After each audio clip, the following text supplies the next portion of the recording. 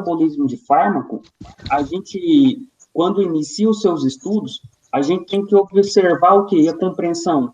A compreensão que o fármaco ele vai ter um metabolismo e ele tem consequências do metabolismo. Isso que a gente tem que compreender. Então, o objetivo do estudo é compreender o metabolismo do fármaco e as consequências que o metabolismo pode levar do fármaco. Então, a gente tem um objetivo principal para saber quando a gente vê a degradação, a biotransformação do fármaco, certo? Então, nós teve uma consequência muito grande. O que foi?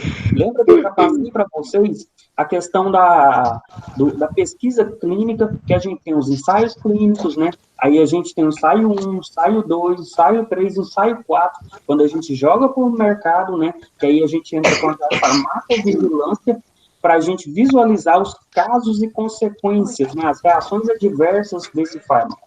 A talidomida, ela foi uma consequência muito grande do metabolismo dos fármacos. Então, na década de 60, teve uma produção do medicamento para tirar o desconforto matinal da gestante. O que a gestante tem muito?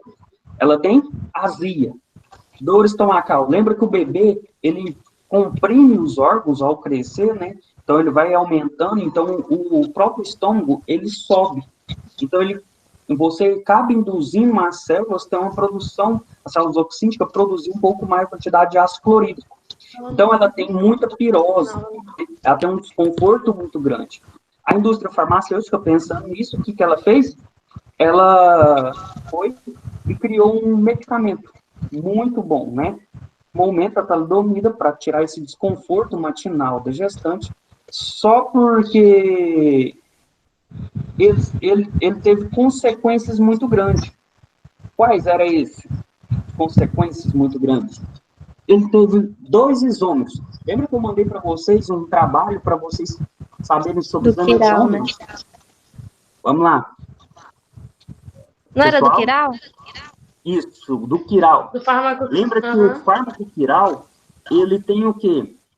Ele tem ligantes diferentes, e aí eu tenho geometrias diferentes. Então, eu tenho um fármaco que eu tenho geometria óptica, que eu vou ter um R e um S. Só porque quando eu tenho essa isomeria diferente, eu tenho questões farmacológicas diferentes, porque eu tenho a ligação do receptor fármaco. Então, meu receptor fármaco que liga pelo isômero R, ele é sedativo, analgésico, tirava aquela pirose, aquela dor epigástrica na gestante, aquele desconforto matinal que ela tinha, né? Agora, o metabólito S, ele já tinha reações com os receptores nucleófilos, né, já nucleares, e ele desenvolvia outros metabólitos que atravessavam a barreira hematocefálica e ocorria teratogenicidade. Então, como não foi dado antes a questão do metabolismo do fármaco, porque lembra que a questão da década de 60, a gente estava saindo do paradigma clássico, né, indo para o paradigma industrial. Então, estava tendo uma evolução melhor dos métodos para a produção de medicamentos. E o que aconteceu? Eles não sabiam muito bem. Então, a gente teve, uma consequência gigantesca, né? Então, 12 mil crianças com deformações congênitas devido à talidomida, e aí eles tiraram, então, esse medicamento, ele ficou restrito hoje para tratamentos que a gente trata o quê? Hanseníticos. Então, a talidomida é um dos principais tratamentos que a gente utiliza para hanseníase, né? E isso abriu a mente da indústria farmacêutica. Então, o metabolismo dos fármacos, ele tem muita importância. Deve-se saber, então, qual é essa biotransformação, se ela é benéfica ou ela é maléfica. Então, isso a gente tem que saber, certo? Então, a gente tem os aspectos gerais desse metabolismo do fármaco. O que é? Ou do xenobiótico, ou medicamento. O que é xenobiótico? Substância estranha. Um organofosforado é uma substância estranha. O álcool que a gente ingere em bebida alcoólica é uma substância estranha. E, geralmente, eles são o quê? Lipofílicos. Quando é lipofílicos, se você observar a aula de farmacocinética e absorção, xenobiótico ou fármacos lipofílicos, eles têm melhor travessia pelo quê? Pela membrana plasmática. Então, eles passam por difusão com maior facilidade, então eles têm melhores absorção e têm uma biodisponibilidade maior na corrente sanguínea, certo? Então, você percebe que a lipossolubilidade é muito importante na produção dos medicamentos, e a gente tem que saber isso. E, sabendo disso, a indústria farmacêutica, no estudo do metabolismo do fármaco, ela descobriu que medicamentos ou xenobióticos, você pega lá, ó, que tem a primeira, que vai passar pela primeira fase da biotransformação, principalmente em quais locais? Fígado, rins, pulmão, trato intestinal, pele, são órgãos que fazem metabolização de fármacos e também de drogas, né? O fígado, por que o fígado? A gente sempre fala o fígado, porque hoje a gente sabe que 75% do metabolismo dos fármacos é pelas enzimas hepáticas. Por isso que a gente coloca o órgão principal, o fígado, certo? Então, devido a isso, a gente tem complicações quando tem certas patologias hepáticas, né? Cirrose hepática, esteatose hepática, tem certas que a gente vai falar no final. Então, na primeira fase, eu pego um xenobiótico, um medicamento, que ele é lipofílico e transformo ele o quê? Hidrofílico. Hidrofílico quer dizer que tem mais aderência porque por água, tem afinidade pela água. Né? Então, ele fica mais hidrossolúvel, porque as formas de eu excretar o meu medicamento ou o meu xenobiótico, o jeito que é principal é pela urina. Mas eu posso eliminar pelo suor? Posso também eliminar pelo suor. Posso eliminar pela saliva? Posso também. Então, eu tenho meios de excreções diferentes, né, que são principalmente meios hidrofílicos, para eu poder fazer excreção, certo? Mesmo eu tendo, às vezes, compostos hidrofílicos, ele não excreta em grande quantidade, porque eu vou ter proporcionalidade. E aí ele tem que passar por uma outra fase, ou a fase 2 ou 3, né, que eles colocam. Tem livros que colocam fase 2 separado da fase 3, tem livros que colocam fase 2, afinal, e resumindo em todos, né? E eu vou falar em partes separados. Então, o que eu utilizo, eu vi o Golan ele coloca 2 separados, e o Barreto também, ele acaba classificando separado, que é o pai da química, né, farmacêutica. Então, os compostos hidrofílicos ficam mais hidrofílicos para poder ser eliminados. Por quê? Porque quando você vai ingerir fármacos, você tem fármacos inativos, que é os pró-fármacos. Clopidogrel é um pró-fármaco. Omeprazol, um pró-fármaco. Losartano, pró-fármaco. Para que esses fármacos são inativos, né? E ele precisa de uma bioativação, porque eles são mais lipofílicos, então eles são mais absorvidos e pode, depois que ele cai na corrente sanguínea, ele tem uma passagem de biotransformação hepática para transformar em metabólito ativo. Então, ele tem uma bioativação. Então, é uma pessoa que tem que ter um fígado bom para poder ativar esses medicamentos. Entendeu? Então, e aquele fármaco ativo, né? Pode ser convertido em metabólito ativo. Então, tem a mesma atividade ou mais potência ainda. Então, quando eu faço um ativo, eu tenho um fármaco, a fluoxetina. A fluoxetina, ela converte em forma nortripfluoxetina, que tem um metabólito ativo tão quanto a fluoxetina. E isso me favorece, então, a ter uma potência melhor e eu tenho risco de toxicidade melhor, também com o fármaco, né? E o fármaco ativo, que pode ser convertido em metabólitos inativos. E aí, a bioinativação é para melhorar a excreção. E fármacos que não passível de excreção pode ser convertido em metabólitos passivos de excreção. Então, aquele fármaco ativo, que eu faço uma reação para ele poder sair um metabólito passivo de excreção, ativo do mesmo jeito. Então, eu só tento aumentar a depuração. Então, eu tenho fármacos que eles são eliminados muito ativo. Exemplo, a minha morfina. A morfina, ela é eliminada, na maioria, como ativo. Então, minha metabolização, ela favorece para fazer ele ficar mais hidrofílico e eu poder excretar ele com mais facilidade, certo? Então, eu tenho esses 4 mecanismos importantes de aspectos gerais do metabolismo de fármaco. E, vamos lá. E aí, como a Organização Mundial percebeu isso? Então, começou-se as pesquisas. Então, teve um método de predição metabólica in silico, hoje é os mais rápidos métodos que a gente utiliza, né, laboratorial. Porque a gente tem os metabólicos in vitro, que são importantes para determinar a taxa de metabolismo em rato, né? Então, o microssoma humano, né, dos microssomais, a identificação de metabólicos, tudo em vitro. Então, você observa aqui, ó, na parte de metabolismo, eu tenho uma determinação das taxas dos metabólicos e a sua identificação. Se são extremamente tóxicos ou não, se são ativos ou não, se são inativos ou não. Né? E potencial de absorção, né?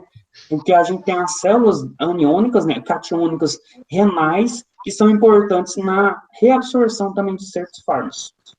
Aí, e a farmacocinética em vivo, que aí a gente determina a biodisponibilidade, a meia-vida plasmática, a concentração máxima, depuração, e a predição de dose em humanos. Isso a gente faz, então, determinando na pesquisa. E a segurança, né? Seletividade in vitro, então a citotoxicidade, né, a mutacidade in vitro de testes, então a gente vai determinar, então, os riscos. Por que essa segurança foi importante? Lembra do caso da talidomida, né? Como a gente teve muito índice, o índice foi extremamente grande, né? 12 mil crianças com má formação, então tem que determinar o índice de segurança, né? Um teste Rammers para determinar quais são o acometimento de muita toxicidade celular. Então, a toxicidade animal, a dose repetida, dose de tomada, qual que vai ser, e aí depois eu passo por um ensaio para clínica. Aí eu determino o perfil toxológico, desenvolvo as formulações e faço a investigação do novo fármaco se apresentar. Então, já nos estudos nos animais, aqui, ó, no ensaio pré-clínico. Aí eu passo para ensaio clínico. Vamos começar, então, a administrar estudos de segurança e tolerância em humanos. Então, de 20 a 80 indivíduos sadios, eu começo a administrar para eu determinar a minha segurança nesses humanos, né? Então, tem que avaliar, então, as suas propriedades. No ensaio clínico 2, eu vou ver, então, em humanos, né, a prova de conceito da eficácia do medicamento. Avaliar, então, suas propriedades junto com a toxicidade, junto com a segurança, observa que ela não sai e determinar a minha dose. Por que isso? Eu não paro de fazer os mesmos ensaios clínicos para fazer isso, porque eu vou aumentando a quantidade de população. Eu tenho que ver se certa quantidade de gente vai ter pior ou melhor, porque a gente tem os problemas da farmacogenética e farmacogenômica, que a gente vai falar mais à frente, né, que faz alterações enzimáticas diferentes e a gente tem funcionalidades diferentes do fármaco. Então, a gente precisa sempre avaliar num grande contexto maior. E estudos em humanos, né, amplos estudos de segurança e eficácia, e avaliação das suas propriedades. De quanto? De 1.000 a 3.000 pacientes. E aí eu vou registrar e já vou jogar para o mercado. Porque isso aqui vai ser uma população maior, né? Então, observe que aqui começa, então, a farmacovigilância, a nossa funcionalidade. Então, o estudo da farmacovigilância, a fabricação de novos medicamentos, a submissão, então, dos testes reguladores, né, pelo FDA, pela Anvisa, pela União Europeia. Então, a gente tem órgãos fiscalizadores diferentes, né? Por mais que agora a gente viu o FDA está fazendo os testes lá, e a gente está fazendo os testes agora do loponavir, ritonavir, né, na verdade, até da hidroxicloroquina, cloroquina com azitromicina. Por que a gente está fazendo esses testes desses medicamentos? O Einstein está fazendo os testes nos pacientes que estão tendo agora o COVID, para ver se tem eficácia, porque a gente tem a variação genética, e essa variação genética a gente tem que regular e ver se vai ter funcionalidade ou não. Porque não adianta só o medicamento vir e falar assim, foi aprovado lá na China uma função terapêutica 100% eficaz contra o COVID. Será que vai ser para nós também? Então, a gente tem que avaliar isso, certo?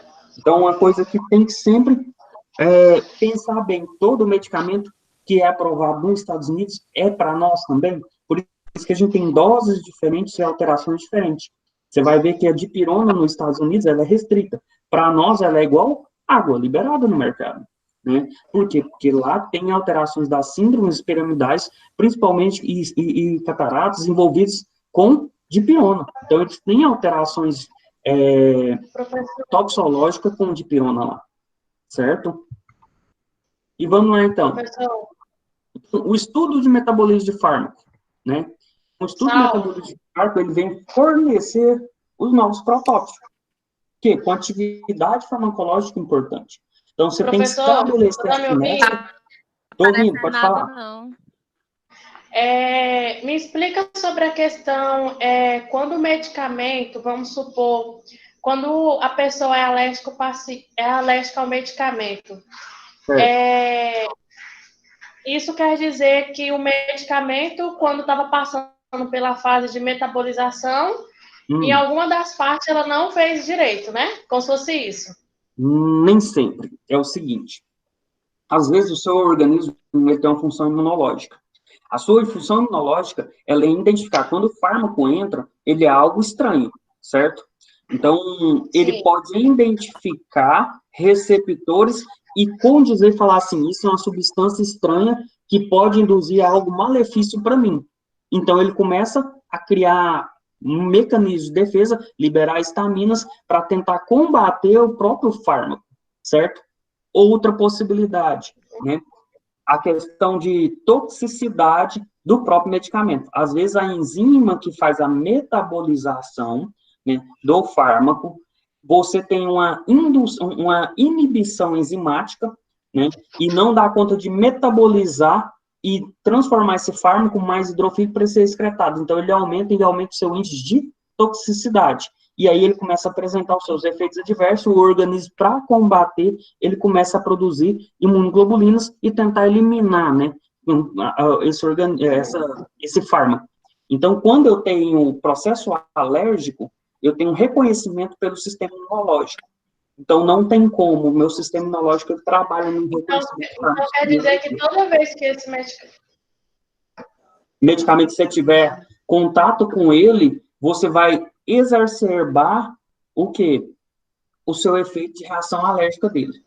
Por isso que quando você tem uma reação alérgica, principalmente com alergênios em gerais, você vai fazer tratamento com alergista, ele tenta reduzir essa sensibilidade, utilizando fármacos que reduz, que liga-se a essas imunoglobulinas e diminui essa sensibilidade delas em contato com as substâncias, entendeu? Então, não tem como eu tirar totalmente. Se você tem alergia à penicilina, eu não vou tirar, vou ter algo para fazer sensibilização para você tomar a penicilina. Não, eu vou trocar por um novo fármaco, entendeu? Quando é alérgenos, aí não tem jeito, tenta fazer.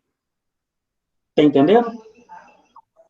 Entendi, professor. Entendeu? Então, igual muita gente, a gente tem muito caso de alergia à penicilina. Amoxicilina, bezetacil, né, que é a penicilina bezatina, dipirona, tem casos também de alergia. A proporção no Brasil de alergias com dipirona é bem baixa. Essa é a nossa vantagem. Por isso que é liberado pela Anvisa ainda a quantidade de dipirona.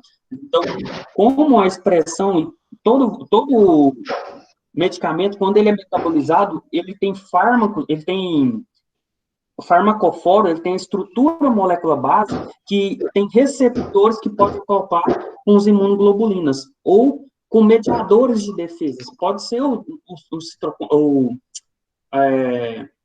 as células do sistema inata inicial, que são as primordiais, né? Então, um reconhecimento, um macrófago, apresentador de antígeno, ele vai reconhecer aquela estrutura e é diferente e vai começar a tentar combater ela. Aí ele vai chamar as outras células de defesa e ele cria imunidade contra aquilo.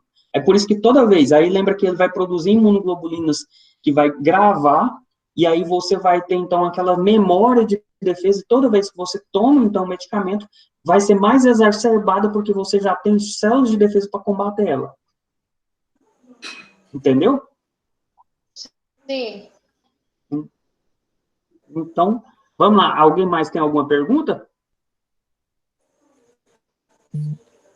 Eu perguntei ao senhor aí, professor, eu até mandei no chat, todo medicamento, ele vai ser transformado na parte do lado hidrofílico? Ah, tá. Todo medicamento será transformado em hidrofílico, o Vitor pediu, e a Wendela não entendeu dos profármacos. Vou repetir, então, eu vou até voltar, então, para facilitar, certo? Então, olha lá.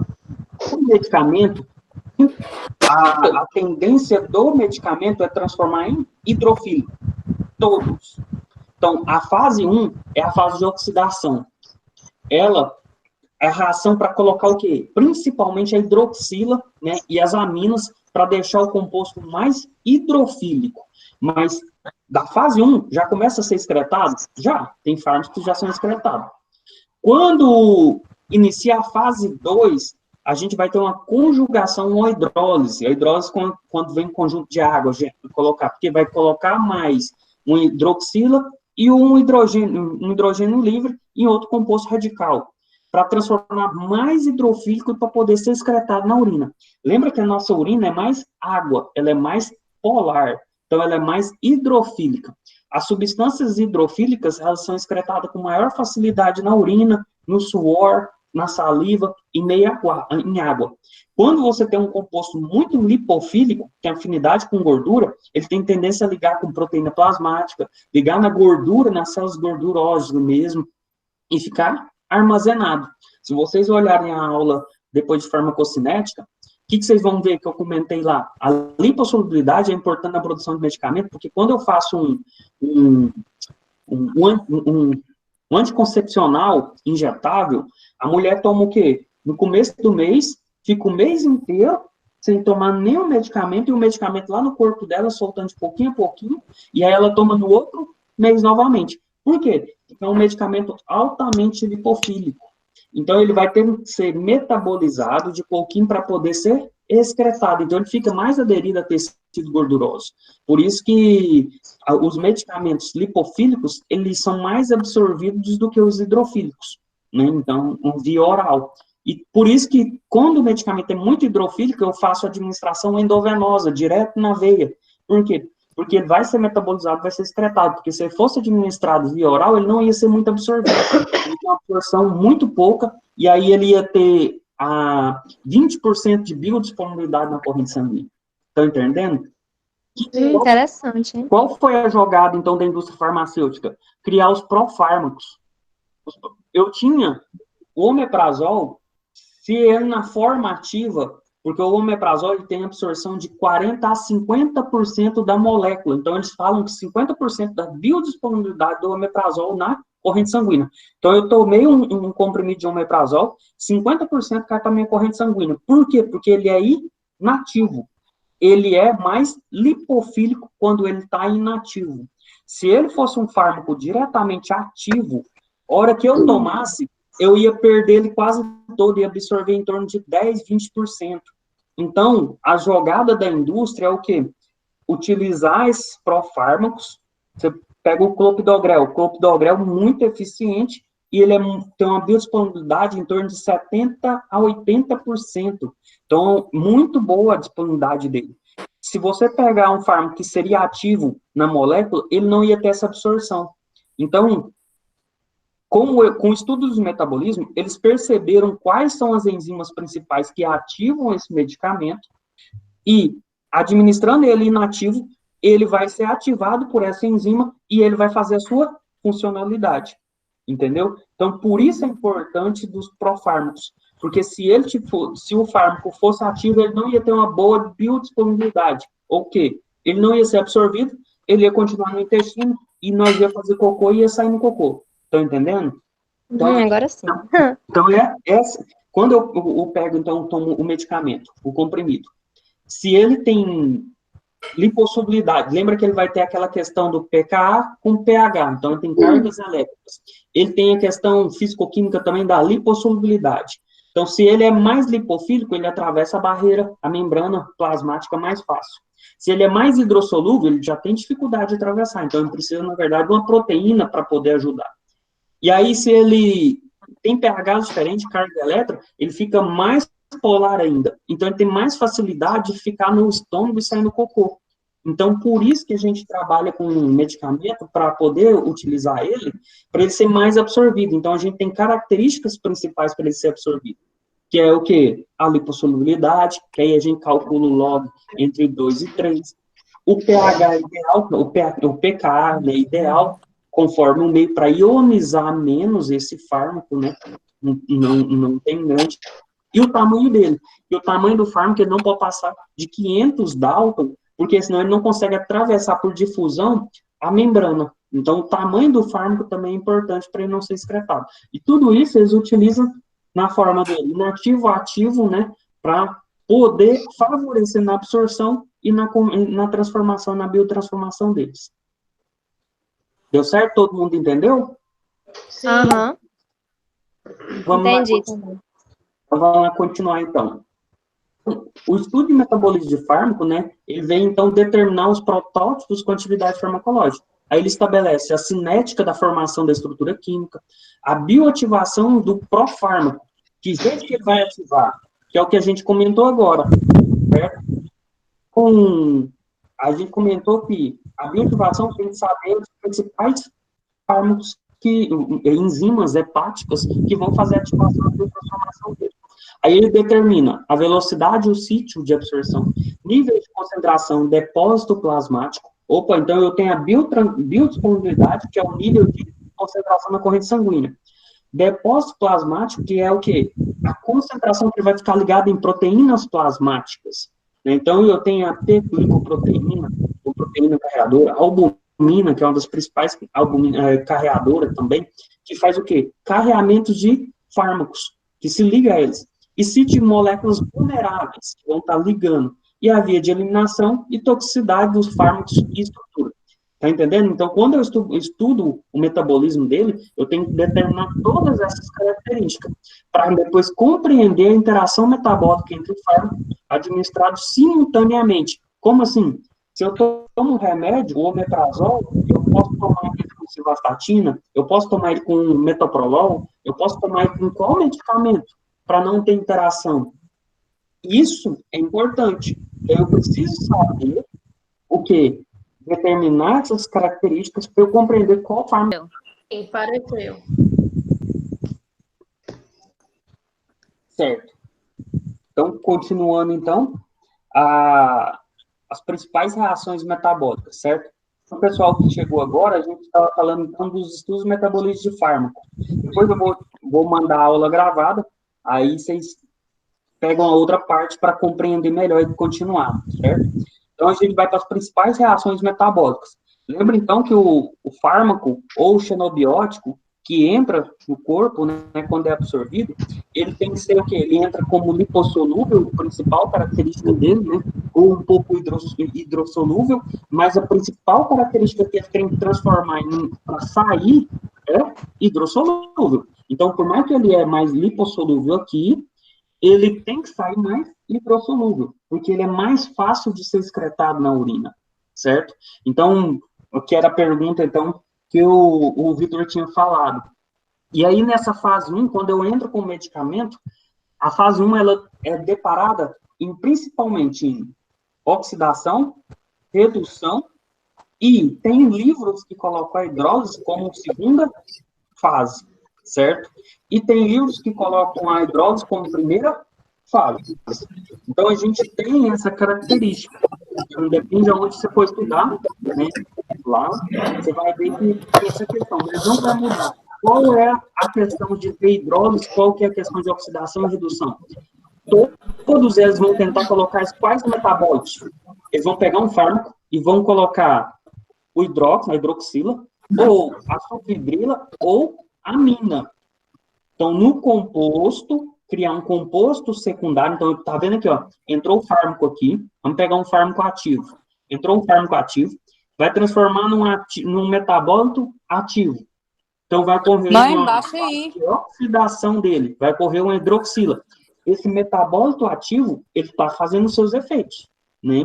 Ele está ainda ligando ainda a receptores e está tendo funcionalidade. Do mesmo jeito que a primeira fase consegue colocar compostos e já inativar também, liberar compostos metabólicos inativos. Você vai ver que num processo de oxidação, eu libero às vezes 2 compostos, ou numa redução, 2 compostos. Quando eu faço uma liberação de compostos diferentes, o que eu faço? Eu faço um metabólito às vezes ativo e um outro inativo. Que esse inativo já vai começar a sair na urina.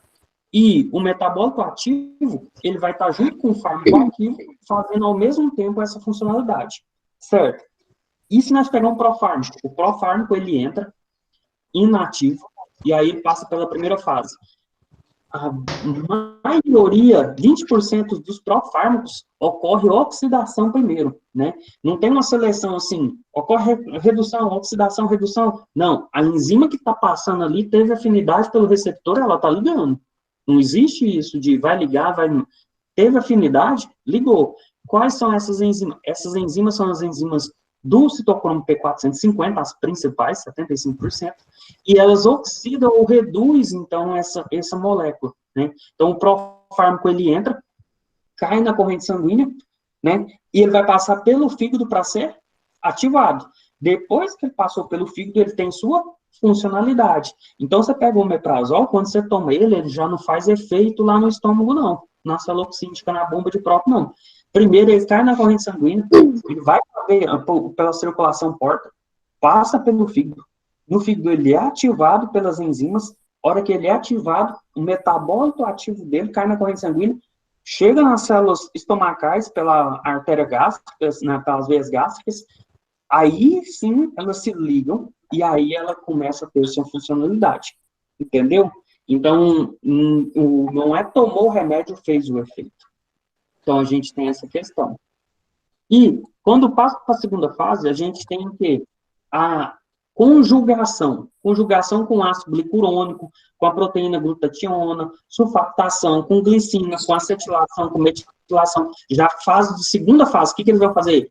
Eles vão conjugar, vão juntar na molécula. Conjugação é junção, certo? Então, quando eu faço a acetilação, eu pego uma molécula, um cetil, lembra lá que o cetil é um grupo cetil, metil, lá da química, e aí você coloca no fármaco. Quando você coloca no fármaco, você transforma ele em inativo, e aí ele fica mais introssolúvel, né? Então, ele é mais fácil de ser excretado. Então, e os metabólitos reativos, né? Eles já podem sair já direto da fase 1 para a fase 2 e já ser excretado direto. Que jeito? A gente tem a gente considera a terceira fase, porque a gente tem umas proteínas, fala proteínas resistentes de múltiplos fármacos, que são no intestino delgado, né? Que são lá na célula dos enterócitos. Ou tem a glicoproteína, também, que é importante também para fazer essa parte de absorção intestinal gástrica, né? E se ligar com fármacos. Então, a gente tem já considerado a terceira fase. Tem os transportadores iônicos e catiônicos, tanto os hepáticos como os transportadores catiônicos renais. Então, os transportadores de ânions lá nos hepatócitos são muito importantes. E é neles que eu uso os medicamentos, a pravastatina, a civastatina, que são importantes para ligar nos receptores nucleares, para fazer ativação de enzimas, né? Inibição, na verdade, da enzima, agora, HMGO redutase, eu lembrei da abreviação, não lembrei o nome completo dela, né? Então, da HMG redutase, né? Então, ele faz inibição da enzima, e é uma enzima limitante, que isso não faz a conversão do colesterol, entendeu? Então, por isso que faz inibição do colesterol total. Então, essa proteína é muito importante para nós. Então, tá vendo que são partes importantes, tudo no metabolismo.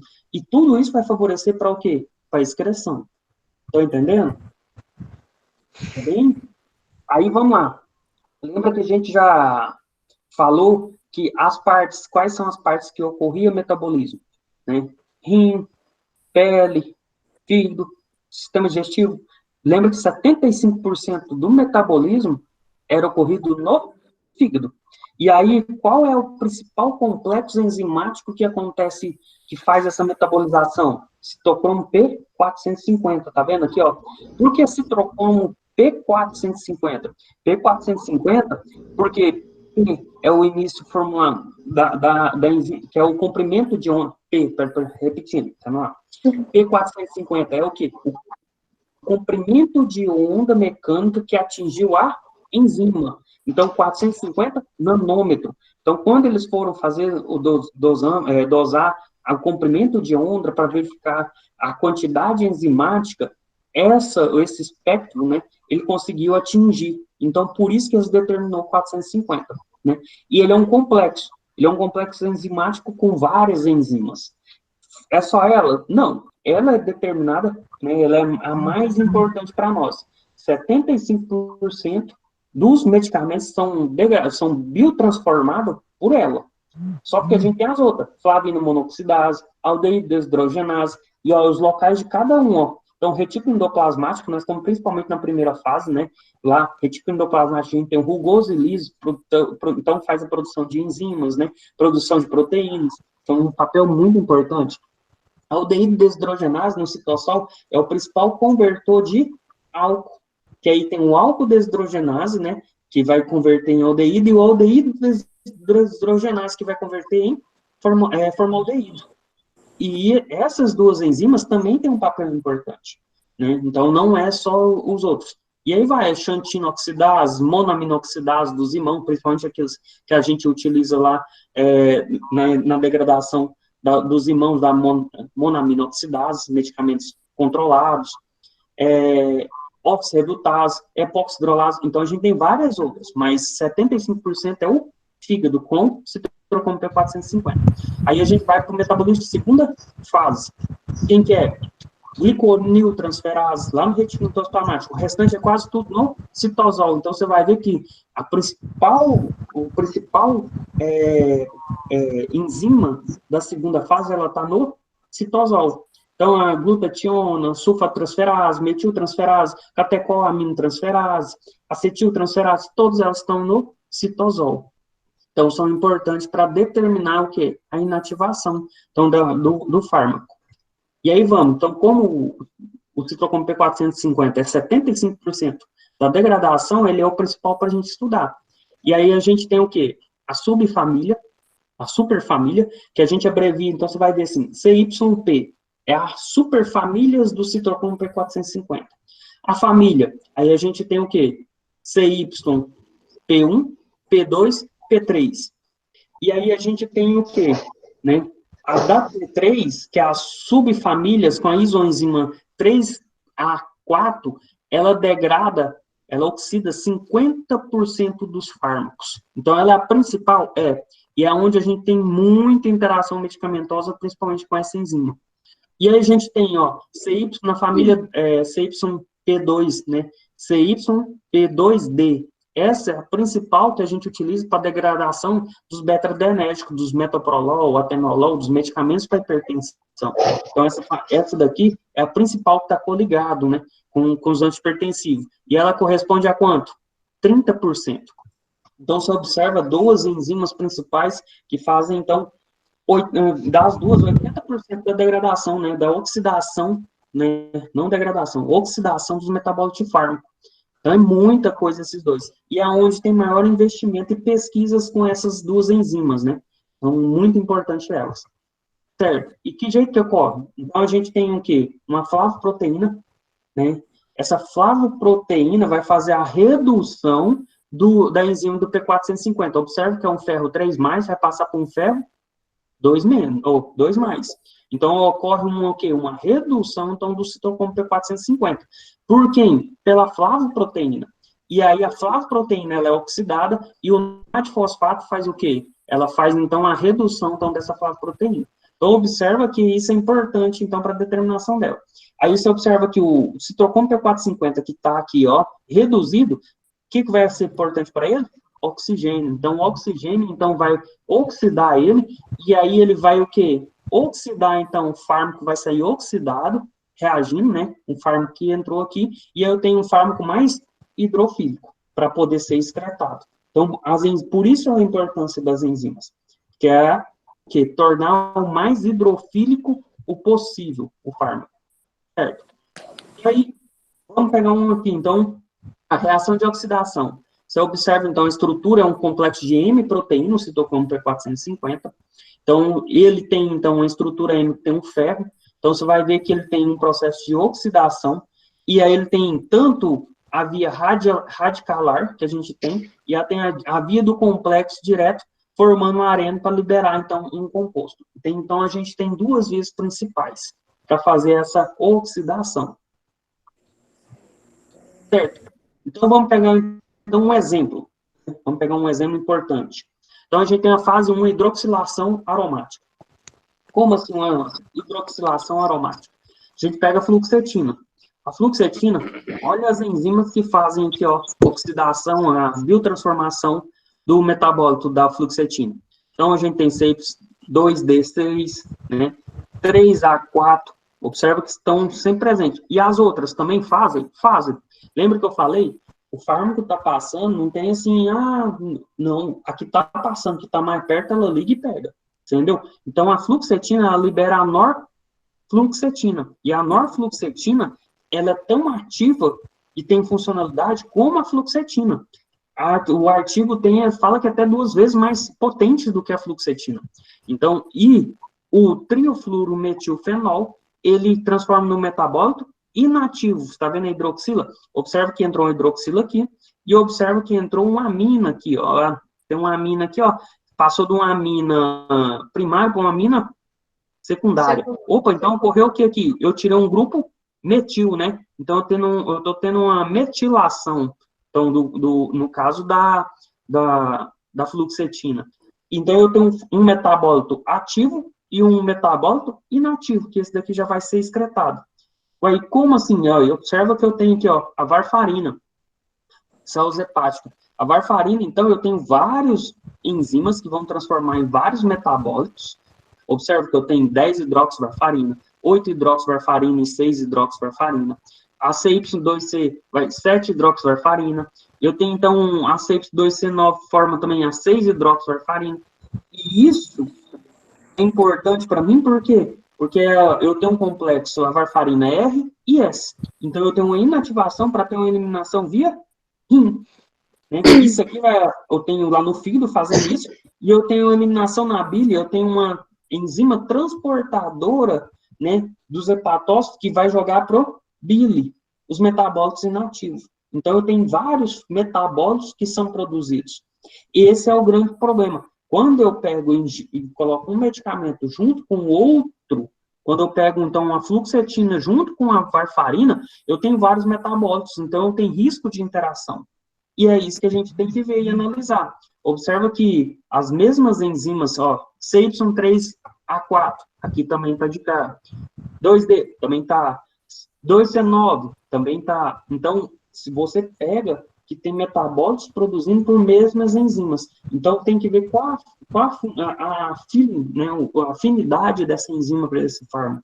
Qual que ela tem mais afinidade? E isso pode trazer complicação. Porque se eu tenho uma enzima que tem maior afinidade pela fluoxetina e eu largo de mão e paro de inativar, então, a varfarina, o que eu faço? Eu aumento a varfarina, solta lá na corrente sanguínea, que vai estar ativa. E aí eu tenho risco desse paciente ter o quê?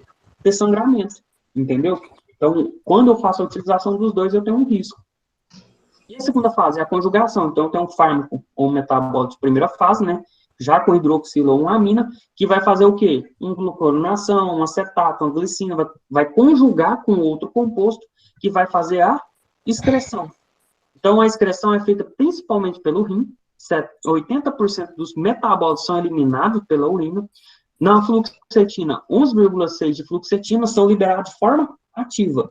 7,4 de fluoxetina, né, conjugada por gliconidação. 6,8 de norfluoxetina. E 8,2, né, de norfluoxetina conjugada com gluconidação. Então, você observa que tem fármacos inativos e fármacos ativos sendo excretados ao mesmo tempo. Né, porque vai ficando mais hidrossolúvel. E aproximadamente 15% dos metabólitos, né, são eliminados pelas fezes, quando é na absorção, quando ele não consegue absorver todos. Então, ele tem uma eliminação. A fluoxetina também é excretada pelo leite materno, porque vai ficando mais hidrofílico. O leite é hidrofílico e começa a ter excreção. Qual a importância do estudo de metabolismo? O efeito terapêutico? Indução enzimática. Então, se eu tenho um fármaco, né, um xenobiótico, que transloca para o núcleo e induz os promotores ligar, né, e aumentar a expressão enzimática, eu tenho risco, então, de induzir o metabolismo, de diminuir o efeito do fármaco. Que é isso? A carbamazepina, ela faz isso. A carbamazepina, a gente tem várias tomadas no dia, né? Você vê tomada aí de 8 em 8, 6 em 6, né? De 12 em 12. Por quê? Porque tem gente que tem um metabólito aumentado, elas próprias induzem o seu próprio metabolismo. Então, ela faz a sua degradação mais rápida. E inibição? Eu tenho uma inibição, né, que inibe a proteína transportadora, que vai inibir, então, os promotores de produzir, então, essa expressão. Ué, eu pego, então, um medicamento, né, muito comum, o cetoconazol.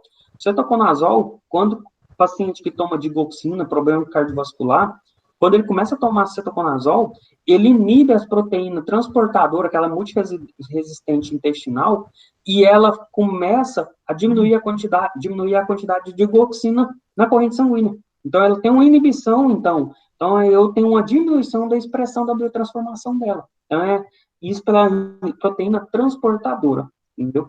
Eu tenho outro problema? Tem. E se eu tiver uma afinidade? Exemplo, eu pego um álcool, né, bebida alcoólica, e faço ingestão, né, o paciente hipertenso utiliza metoprolol. Quem utiliza metoprolol na hipertensão não se aconselha a tomar bebida alcoólica. Por quê? Porque a enzima, né, a CY2D6, ela tem maior afinidade pelo álcool, né? Então ela começa o quê? A tentar degradar, então ela inibe essa enzima, né? Ela está ligando para que ela preocupa mais com o álcool, né? E aí ela deixa o metoprolol livre.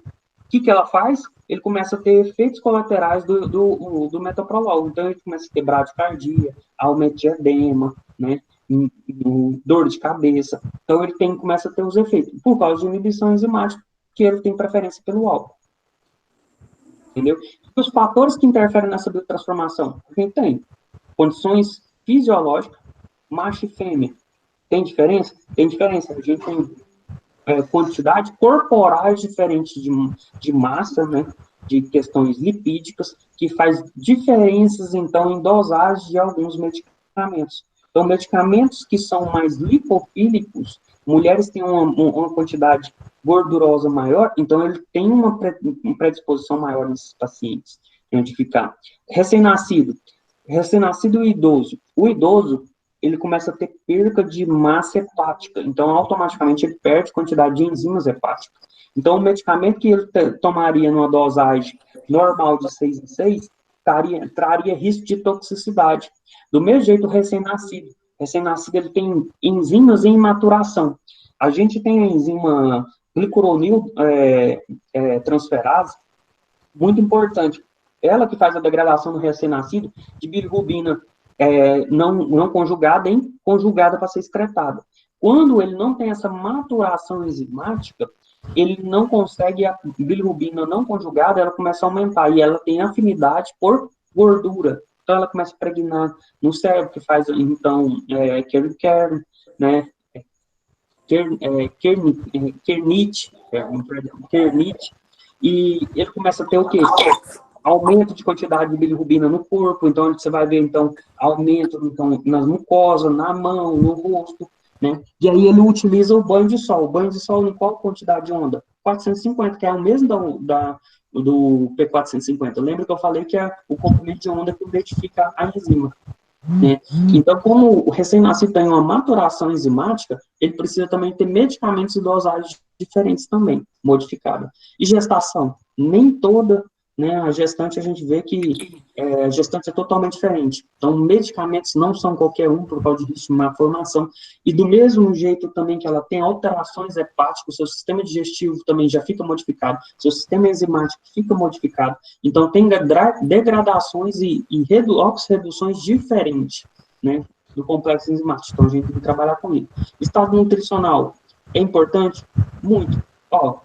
A gente já sabe que um fator patológico muito importante, né, é a tireoide. Não adianta ele tomar no hipotireoidismo um medicamento para a tireoide, uma levotiroxina, se ele tem baixa de selênio.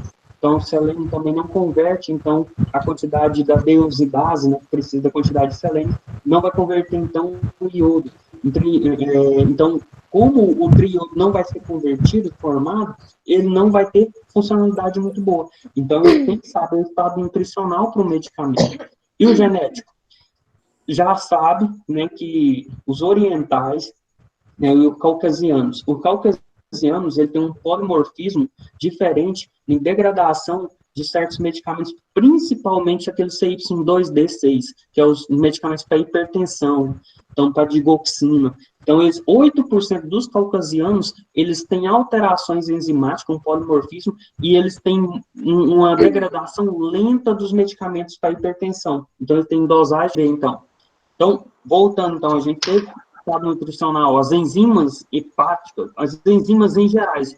Ó, a gente hoje tem em torno de 300 enzimas que precisa de zinco, entendeu? Então, a gente tem muita enzima alostérica, as enzimas intestinais são muito importantes, né, na absorção, ter zinco para ela ser ativada.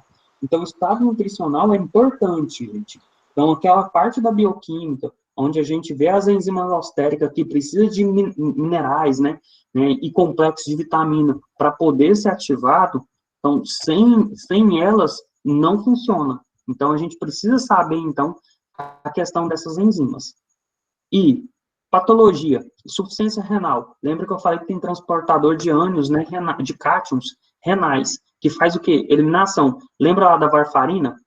A varfarina, ela tem eliminação renal, principalmente pelo transportador de cátion, entendeu? Então, insuficiência renal crônica, ele começa a ter perda de células renais. Então, ele começa a ter dificuldade. Insuficiência hepática, ele começa a ter morte de células hepáticas. Então, ele começa a ter o quê? Diminuição de enzimas, diminuição de degradação. Insuficiência cardíaca. Por que insuficiência cardíaca? Porque o paciente começa a ter menor débito sanguíneo, chega menos sangue aonde? No fígado. Então, assim, continua, então, a questão da dificuldade, então, da biotransformação. E a indução enzimática, que é o aumento de síntese relacionada com as enzimas, né, e estimulação de outras enzimas. E a inibição é a supressão, então, das enzimas do citocromo, ou inibição delas, né, por forma competitiva. Então, isso são fatores que interferem bastante. Depois eu vou dar uma aula só de interação medicamentosa, vamos entrar bem aprofundado nessa questão para complementar só essa parte. Vou colocar principalmente na farmacologia, que agora nas aulas gravadas dá para a gente fazer mais coisas. E considerando o final, a gente tem que saber o quê? Planejar e conhecer o mecanismo do fármaco, ver maior estabilidade metabólica, maior biodisponibilidade, maior eficácia, segurança e menor toxicidade do fármaco. Então, o metabolismo de fármaco, eles analisam isso. Melhor estabilidade, melhor biodisponibilidade, eficácia, segurança e menor toxicidade para ter menores reações adversas. E evitar a interação entre fármacos administrados em conjunto. Então, isso são importantes, então, para visualizar, então, o contexto de toda a aula. E aí fica, então, duas questões comentadas, né? Na fase 1 de hidroxilação aromática dos medicamentos da fluoxetina e varfarina, ocorreu a possível interação de administração junto. Explica. A fluoxetina apresenta inibição moderada em duas enzimas, então, C2C19, e o seu principal metabólito, norfluoxetina, inibe moderadamente a C3,4-A, que junto com a fluoxetina inibe a 2C9. O que acontece? Essas duas enzimas, quando administradas junto com varfarina, ela inibe a enzima da varfarina e a varfarina vai o quê? Aumentar. Então, eu tenho uma inibição enzimática. Então, a varfarina aumenta e eu começo a ter aumento de sangramento. Aí eu posso apresentar petequias, alguma coisa. E qual o frente ou interação dessa? O que o farmacêutico tem que fazer? Ele tem que intervir, para parar o medicamento, né? E fazer encaminhamento, então, ao prescritor. Através do quê? Da resolução do conselho, né? 585, né? Que a 586 é de prescrição. Encaminhar e falar da interrupção. Porque vai chegar o paciente na farmácia para você e vai falar assim, não, eu tomo fluoxetina, eu tomo clopidogrel, eu tomo atenolol, eu tomo um monte de medicamento. Começa a analisar os riscos de interações medicamentosas, certo? Se apresentou alguma coisa diferente, você tem que ver se tem algum risco de interação, intervir e encaminhar para o prescritor. Entendeu? Então, esse é o papel importante nosso. Verificar os riscos de interação medicamentosa e de toxicidade do fármaco, para poder orientar melhor, certo? Essas daí são as referências bibliográficas que eu utilizei para ela. E o periódico. sugestão para estudo. Farmacogenética e a farmacogenômica, né, evidências como a genética pode influenciar a eficácia dos fármacos e buscar novos alvos farmacológicos, e da varfarina com interação de antidepressivos, que a gente apresenta muita interação hoje de varfarina com antidepressivos. E isso é importante, a gente ter uma noção, porque muita gente utiliza. Na farmacogenética, a gente vai ver muito aquela questão, esse artigo é bom, que você vai ver a questão da resistência da hipertensão, que a gente tem uma modificação, um morfismo diferente no CY2D6, e isso causa uma resistência ao antihipertensivo. Então, eu já tenho estudos diferentes. Tô assistindo Netflix. Certo? Certo. Vamos ver quais são as perguntas. Alguém tem alguma pergunta? Por enquanto não, professor. Eu vou estar vendo esse vídeo aula de novo. Só para que eu perdi umas partes, porque eu tive que não estava escutando o seu direito. Entendi. Foi naquela hora, né, que eu falei. Não, tudo bem. Deixa eu interromper a gravação aqui, que aí fica mais fácil.